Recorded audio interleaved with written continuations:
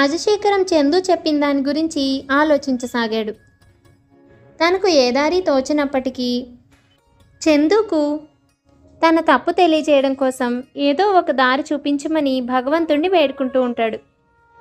ఇంతలో భార్య తులసి రాజశేఖరం దగ్గరికి వచ్చి, ఏం జరిగిందండి? అంత దిగారుగా కూర్చొని భగవంతుని వేడుకుంటున్నారు. మన చందు గురించేనా? అంతేగా తులసి, అంతకు మించి ఇంకేముంది? మనమిద్దరం చిన్నతనం నుంచి చందుకు ఎంత మంచి చెప్పినా కానీ తన చెవికి ఏమీ ఎక్కలేదు. వాడేం చేశాడో తెలుసా? కమల చేసే వాయిద్యంలో ఏవో కలపకూడనివి కలిపేసి కమల ఇచ్చిన మందుల వల్ల అందరి ఊర్లో అనారోగ్యాలు వస్తున్నాయని ప్రచారం చేయించాడు. దాంతో ఎవ్వరూ కమల దగ్గరకు వాయిద్యం కోసం వెళ్ళడమే మానేశారు. ఆ అమ్మాయి జీవితానికే దెబ్బ కొట్టాడు. తప్పుడు పనులు చేయకూడదురా, భగవంతుడు శిక్షిస్తాడు, అలా ఒకరి జీవితం నాశనం చెయ్యకూడదు అని నేను సర్ది చెప్పబోతే ఎంతో మంది తప్పుడు పనులు చేస్తూ హాయిగా బతుకుతున్నారు. ఎవరికి ఏమీ కావడం లేదు, నాకు మాత్రం ఏం జరుగుతుంది అంటూ వితండవాదం చేస్తున్నాడు. అక్కడితో ఆరేడా?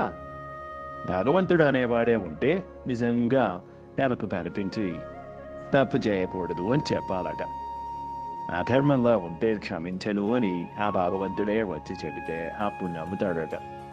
అప్పటి నుంచి మీ మాట తప్పక వింటాను, మీరు చెప్పేదే నిజమైతే నాకు ఆ విధంగా నిరూపించండి అని చెప్పి వెళ్ళాడు. ఏమిటి తులసి పరిస్థితి? అయ్యో, అంత పని చేశారా చందు?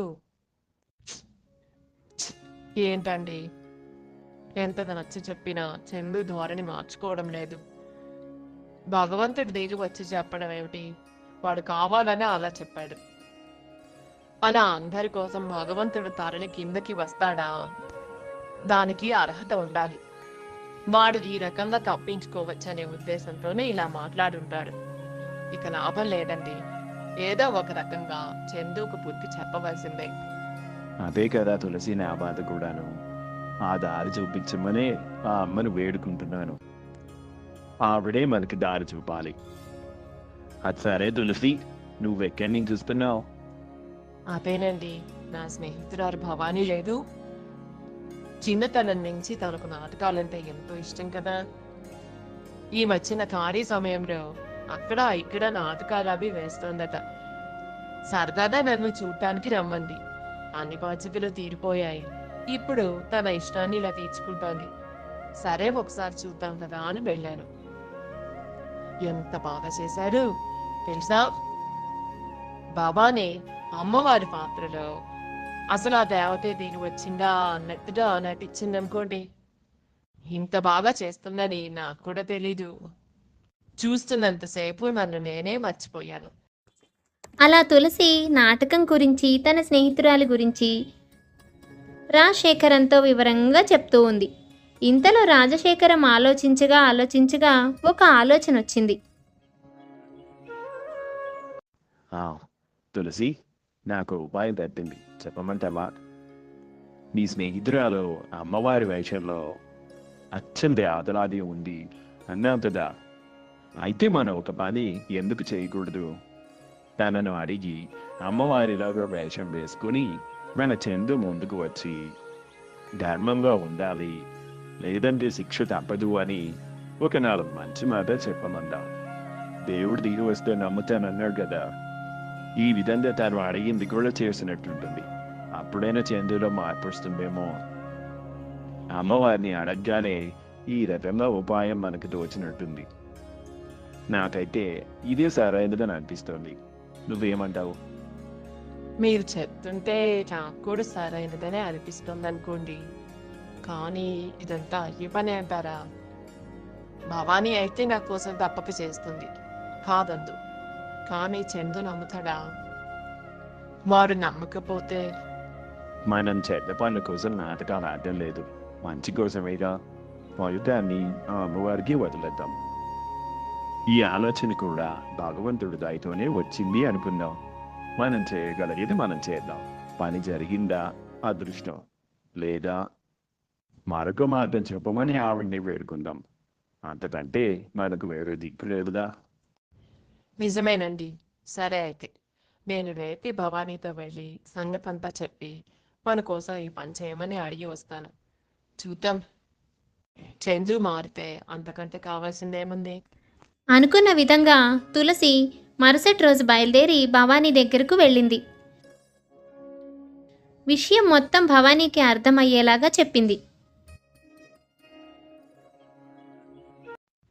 అర్థమైంది కదా భవానీ, ఇది మా బాధ. నువ్వే మాకు ఈ విషయంలో సహాయపడాలి. నీకు నాటకపరంగా అనుభవం ఉంది కనుక కొంతమంది ఇందులో పనిచేసే వాళ్ళ సహాయం తీసుకో. అంతే, చందుకు అనుమానం రాకుండా. దాని ద్వారా మనం విజయం సాధించగలం కదా అనుకుంటున్నాను. మరి సరే సరే, నాకు అర్థమైందే. నువ్వు ఇంతలా చెప్పాలా?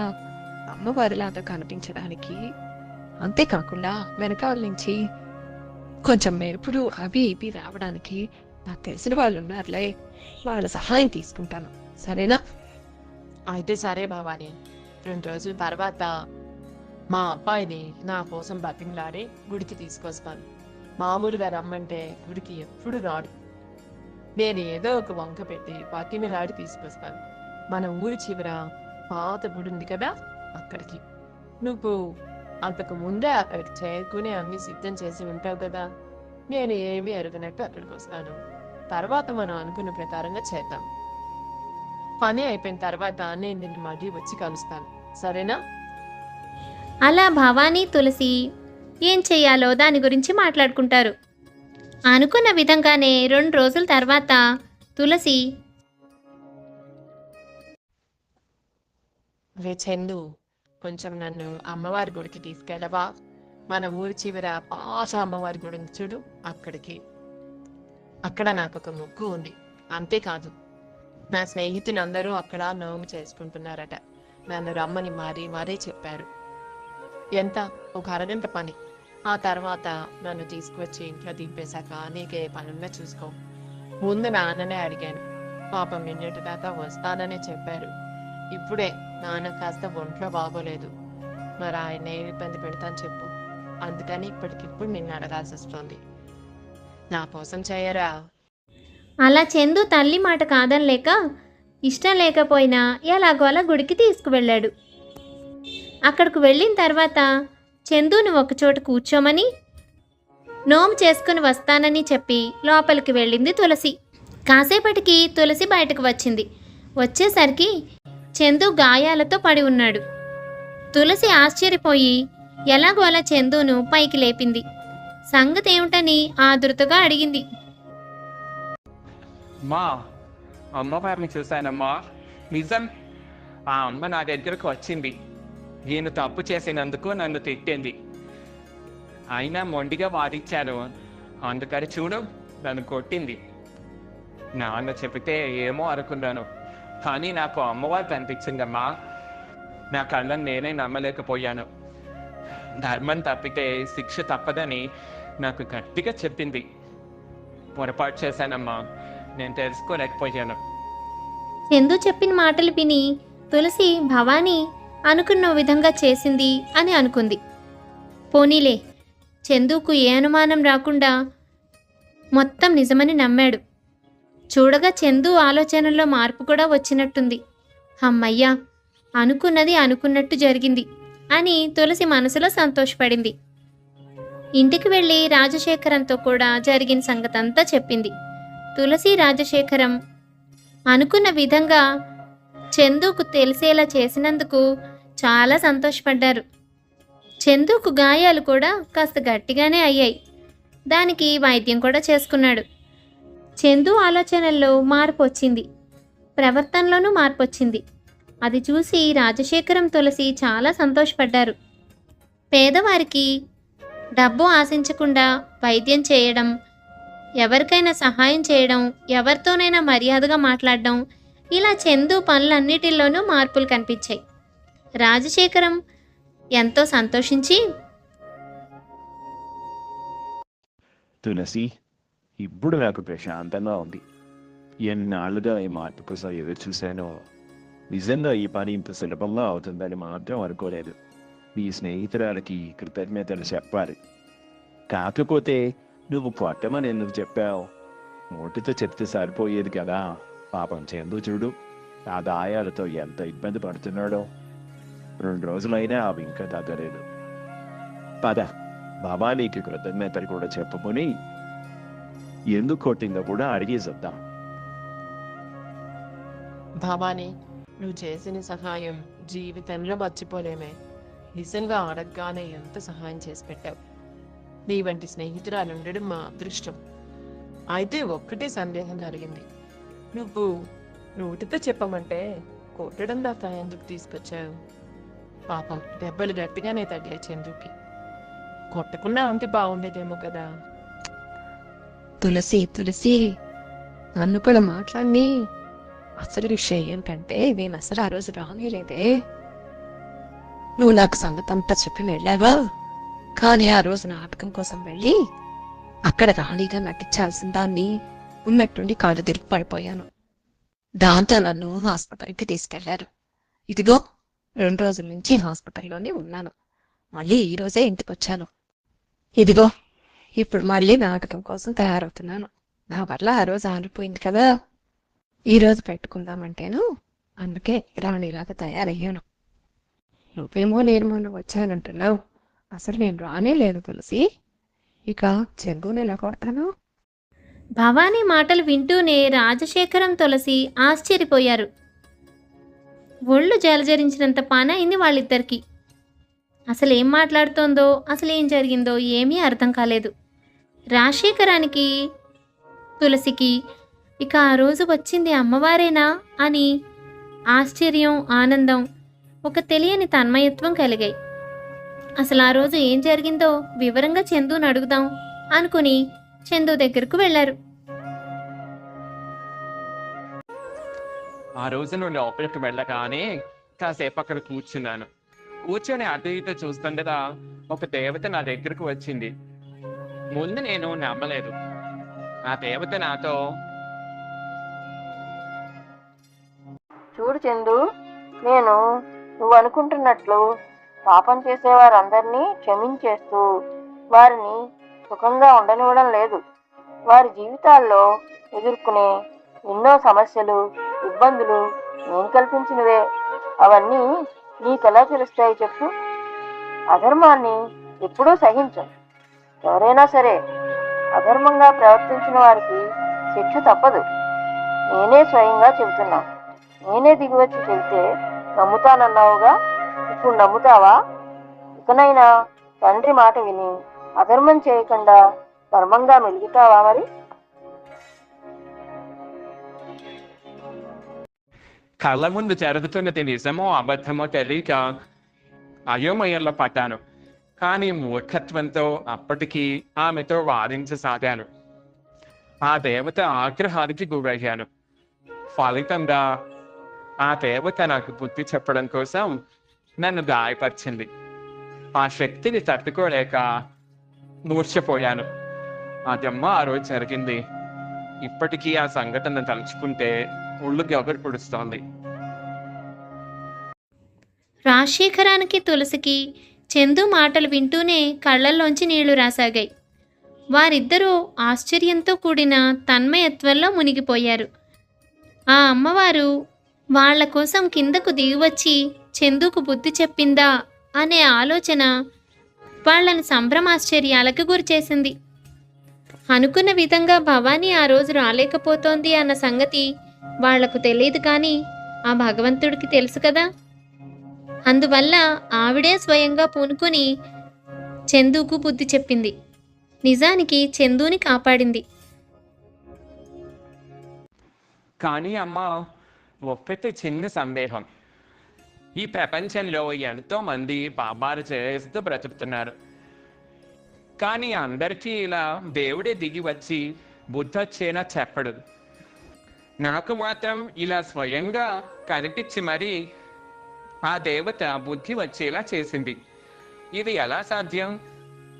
మీ నాన్నగారి పుణ్యం.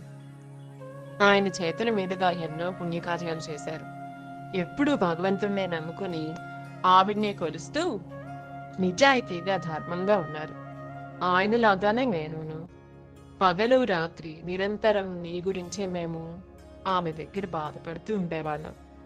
నీకు ఎలాగైనా బుద్ధి చెప్పమని వేడుకునేవాళ్ళం. తన భక్తుల కోరిక తీర్చడం, వారి బాధను తొలగించడం భగవంతుడు బాధ్యతగా చేస్తాడు. అందువల్లనే ఎవరికీ దక్కనే అదృష్టం మనకి దక్కింది. నువ్వు చెప్పే కాపాడు చేసే వాళ్ళందరూ జీవితంలో తీవ్రమైన కష్టాలు అనుభవిస్తూ ఉంటారు. అవన్నీ మనకు తెలియవు. ఈరోజు బాగానే ఉంది అని అనిపించవచ్చు, కొన్ని రోజుల తర్వాత అగాధంలో మునిగిపోతారు. అటువంటి పరిస్థితి నీకు ఎక్కడ వస్తుందో, నువ్వు ఇలాగే ఉంటే ఎన్ని ఇబ్బందులు ఎదుర్కోవాల్సి వస్తుందో అని మేం బెంగ పెట్టుకున్నాం. అందుకనే పదే పదే నీకు చెప్పేవాళ్ళం. మేం కొన్నాళ్ళు ఉంటాం, ఆ తర్వాత వెళ్ళిపోతాం. అప్పుడు నీ జీవితం నువ్వు అనుభవించాలి కదా, నరకం చూడవలసి వస్తుంది. ఆ బాధ నీకు ఉండకూడదనే మా తాపత్రయం. మేము ధర్మంగా ఉన్నాం కనుక, నీకు బుద్ధి చెప్పమని వేడుకున్నాం కనుక, ఆ దేవత అది తన బాధ్యతగా తీసుకుని నీకు బుద్ధి చెప్పింది. మాకు సంతోషాన్ని కలిగించింది. అందుకనే అందరి జీవితాల్లోనూ అద్భుతాలు జరగవు. చందు తండ్రి విలువ, ధర్మంకున్న విలువ తెలుసుకున్నాడు. తల్లిదండ్రులను బాధపడకుండా ధర్మంగా మెలుగుతూ సంతోషంగా చూసుకున్నాడు. కమలకు తను చేసిన అన్యాయానికి బదులుగా కమలను పెళ్లి చేసుకుని తన మీద ఉన్న నిందని ఎలాగోలా తొలగించాడు. అలా ఇద్దరూ కలిసి పేదలకు ఉచిత వైద్యం చేస్తూ ఊళ్ళో వాళ్ళందరికీ సహాయపడుతూ మంచి పేరు తెచ్చుకున్నారు. చందు కూడా తండ్రిలాగానే భక్తిపరుడు, నిజాయితీపరుడు అయ్యాడు. రాజశేఖరం, తులసి చందులో వచ్చిన మార్పుకు అంతులేని ఆనందం పొందారు. కమలకు కూడా మంచి జీవితాన్ని ఇచ్చినందుకు తృప్తి చెందారు. ఇక వారి జీవితాన్ని దైవ సేవలోనే గడిపారు. ఈ విధంగా పాపం, అధర్మం చేసేవాళ్ళు ఇప్పుడు సంతోషంగా ఉన్నట్టు కనిపించినా తర్వాత ఎప్పటికైనా తీవ్రమైన శిక్షను అనుభవిస్తారు. అందుకే పాపభీతి ఉండాలి. పాపం చేస్తే దైవం తప్పక శిక్షిస్తుంది అన్నది మాత్రం నిజం. అయితే కథ మీకు కూడా నచ్చిందా? అయితే తప్పకుండా లైక్ చేసేయండి. మరింకెన్నో మంచి మంచి కథల కోసం మా ఛానల్ని సబ్స్క్రైబ్ చేసుకోండి. మరొక మంచి కథతో మళ్ళీ కలుద్దాం.